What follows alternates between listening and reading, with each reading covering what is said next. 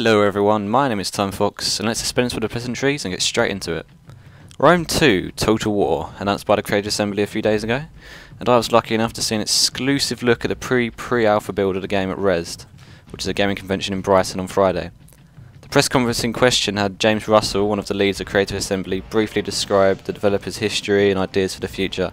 I won't go into too much detail as my friend Mr. Beggsy has already done a highly in-depth video on the topic, but he briefly explained the pros and cons of the Total War engine and how it literally simulates every bullet and arrow. Onto the main course, however, we were given a world exclusive look at the siege and assault of Carthage. Again, Mr. Beggsy has already done a very similar vid, however I wanted to offer my own impressions and thoughts. And despite this being in pre-alpha, the game visually looked very good, clearly lacking detailed textures. However, it was clear that the somewhat clanky animations of previous Total War games are being replaced with far more fluid and realistic effects, which was the emphasis of the conference. Units clambering off of the ships and onto the sands and beaches of Carthage looked very impressive, and the sheer scale was surprising for even a Total War game, as thousands of units ran to the siege towers in an attempt to scale the walls of Carthage. Creative Assembly have also commented that scale will be an important factor of Rome 2, with the small units you were placing control of in previous games being replaced by entire legions at your command. I'm not sure whether I agree with this move entirely, as one of the best aspects about the original Rome was its simplicity, and that might be why it still has such a large online fan base with commentators such as Prince of Macedon. However, the speaker went on to stress that they were pushing both ends of the spectrum when it came to Rome 2, and that would make every single aspect more in-depth and content-rich. This was definitely shown when the Roman soldiers started to engage the Carthaginians on the walls, with the variety of battle animations really separating itself from previous games.